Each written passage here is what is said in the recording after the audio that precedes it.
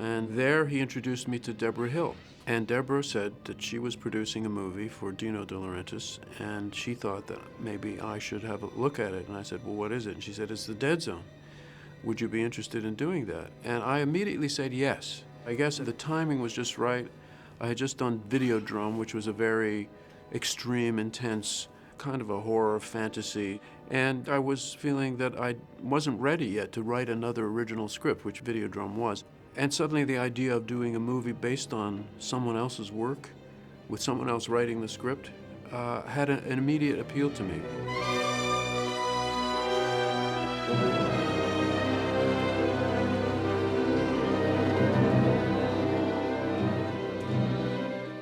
Stephen King's a good writer. I think it's always about real people and sort of mundane situations. And then he introduces some wild, extraterrestrial, or otherwise bizarre thing, and people react to it in a way that they really would. I think that's what it is it draws you in because it could be you in the story.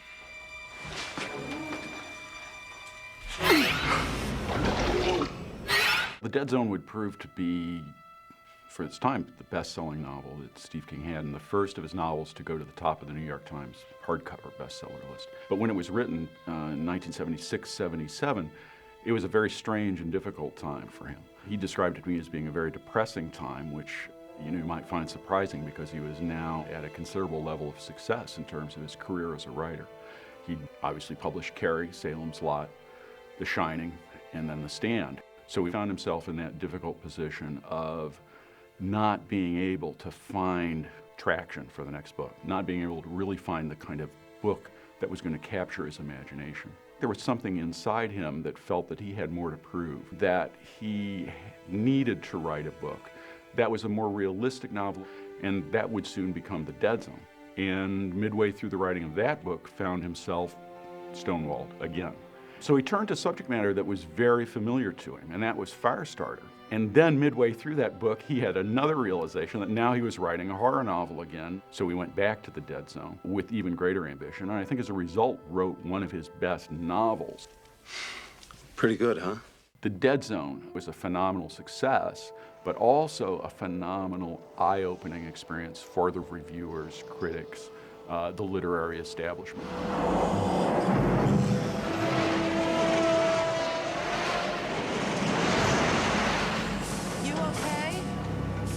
There were 5 scripts that had already been written, attempts to make the movie.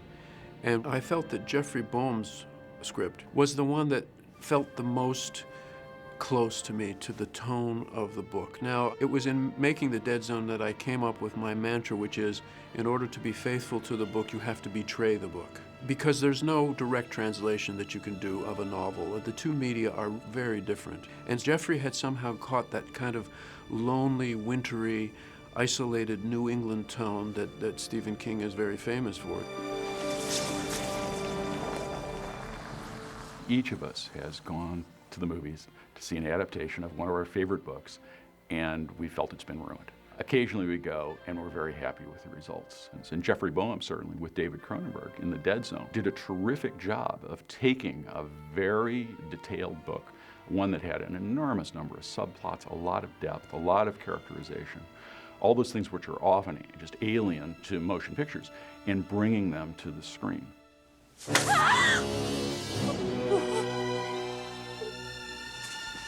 I was always attracted to characters who are on the margins of society, who are even grotesque, who are pushed out of society, and who are eccentric and strange and difficult. And here was someone who was meant, by the giving of this very common name, was meant to be an everyman.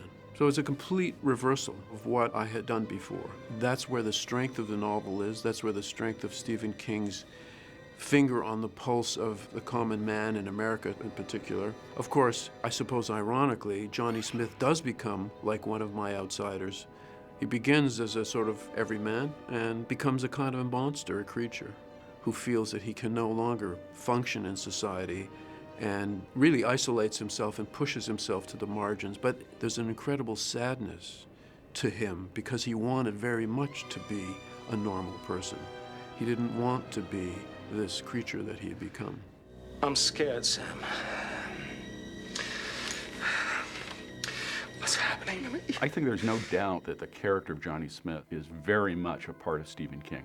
And in fact, that what happens to Johnny Smith in this book is something that in a way happened to Stephen King. Steve was caught up in this great success that resulted from his early book. And with that came a loss of other things, a loss of time away from your family, away from your ordinary life, away from those things that a lot of us consider to be mundane. All those things were, to an extent, lost to him in a way that was very similar to what happened to Johnny Smith, who had lost years of his life. When I woke up, my girl was gone, my job was gone, my legs are just about useless. Bless me. God's been a real sport to me. The casting of your lead character is always absolutely critical. And The Dead Zone in particular, of course, because the way that I conceived it is so formed around this one character. Then you are inside his head more than you are often in other movies. So it was absolutely vital that you had a man who could do all these things, who could be a normal person and then could be a kind of a freak, and that he could be romantic too, because the bittersweet aspect of his lost love is really the driving force. I'll just say goodnight.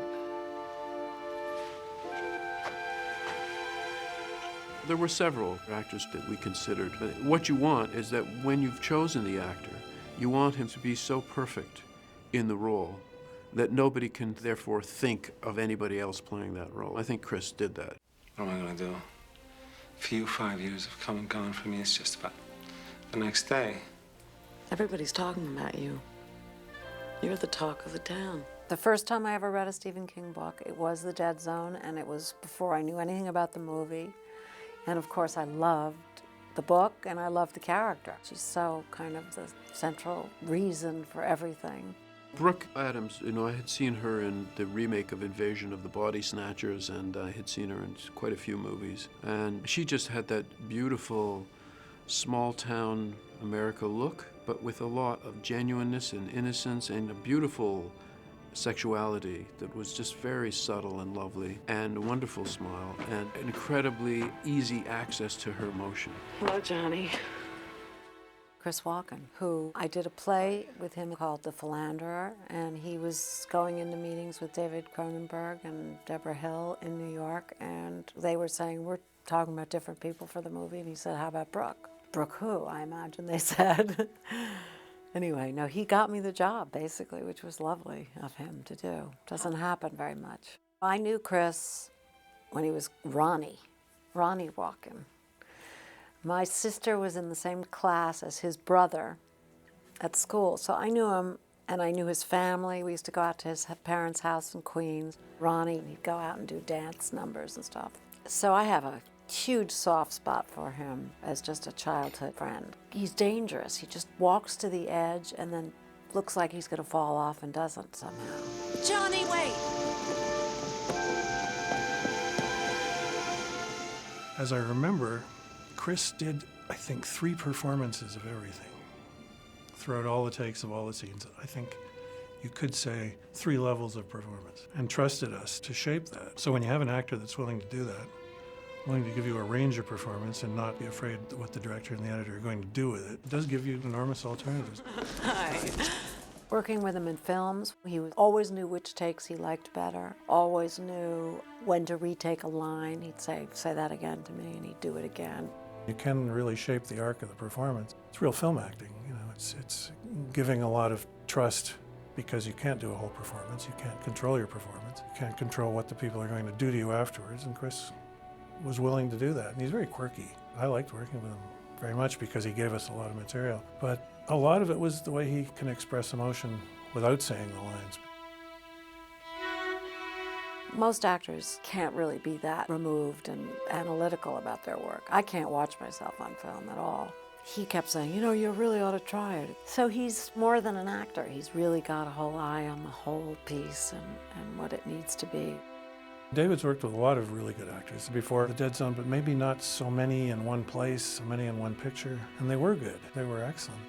Every role should be, when I'm focusing on it, to cast it, is as though it is the lead role. The Dead Zone was the first movie I had done that was not a sort of a Canadian movie. So I could get actors like Anthony Zerbe and Martin Sheen. We've been winning ever since, and those people spent that money with a clear conscience.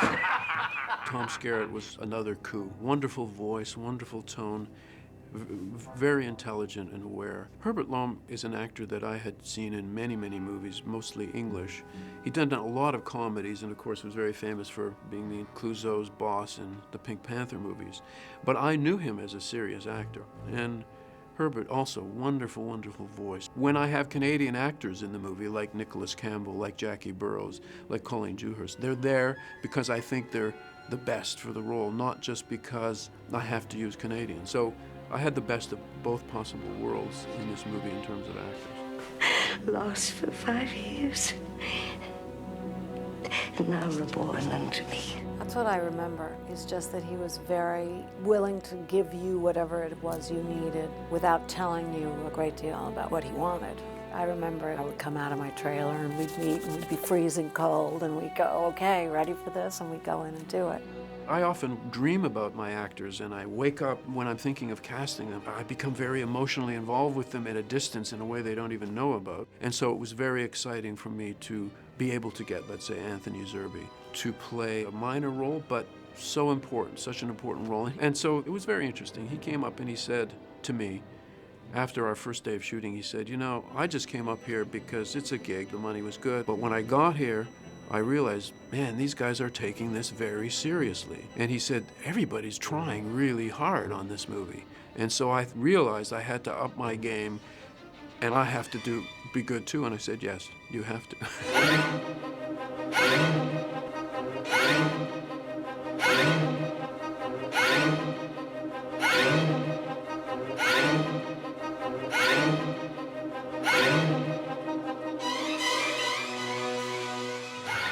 The ice is gonna break!